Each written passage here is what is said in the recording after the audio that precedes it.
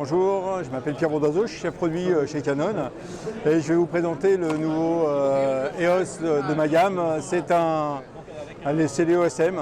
Alors, qu'est-ce qu'il a comme petite particularité? C'est que c'est vraiment une transition entre les compacts et les réflexes. Ce qui vous permet de voir, c'est que c'est un boîtier très compact, très design, avec une super prise en main, une qualité extraordinaire. C'est qu'on n'a vraiment pas lésiné sur la qualité. C'est en alliage de magnésium, on lui a doté d'un écran 1 040 000 points. En plus, c'est vraiment le dernier né, c'est-à-dire c'est un écran tactile qui permet très simplement soit de paramétrer le boîtier, soit de visionner ses photos comme sur une tablette. On a voulu vraiment avoir un produit digne de la gamme des EOS, c'est-à-dire avoir un produit qui est vraiment destiné à des nouveaux utilisateurs qui pourraient être un petit peu, je vais dire, perturbés par l'utilisation d'un vrai réflexe. On a voulu un boîtier très simple, mais toujours avec le gage de qualité de Canon, c'est-à-dire d'avoir une qualité d'image à la hauteur des réflexes. C'est pour ça qu'il s'appelle EOS. Et on l'a doté quand même d'un capteur de 18 millions de pixels. 18 millions de pixels, c'est vraiment ce qu'on trouve sur tous les APS-C. Alors vous allez me dire, est-ce qu'il a un capteur APS-C? Oui, il a un capteur APS-C à l'intérieur.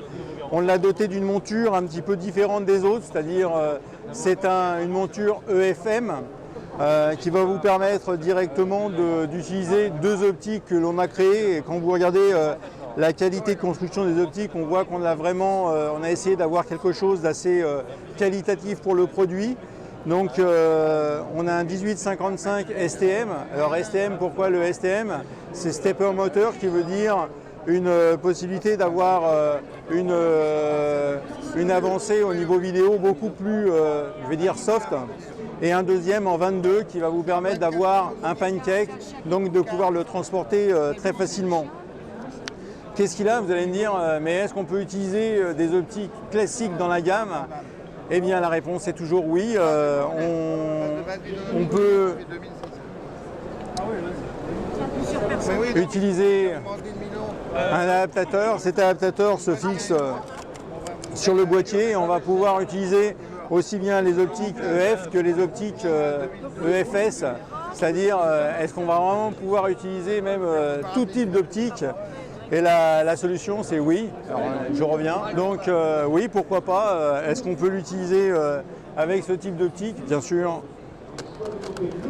Pas de problème. Donc ça se monte et on va pouvoir utiliser. C'est un très joli bouchon pour mon objectif. Mais on va voir qu'on va pouvoir aussi bien l'utiliser en automatique, parce que le but, c'est vraiment d'avoir quelque chose de très précis, très simple à utiliser. Et on va pouvoir aussi, bien sûr, l'utiliser en manuel, le débrayer complètement, aussi bien en photo qu'en vidéo. Donc on a une position manuelle en photo et une position manuelle en vidéo. Donc c'est un boîtier qui est vraiment dans l'air du temps, qui nous manquait dans la gamme, qui est vraiment le lien parfait entre les compacts et les réflexes.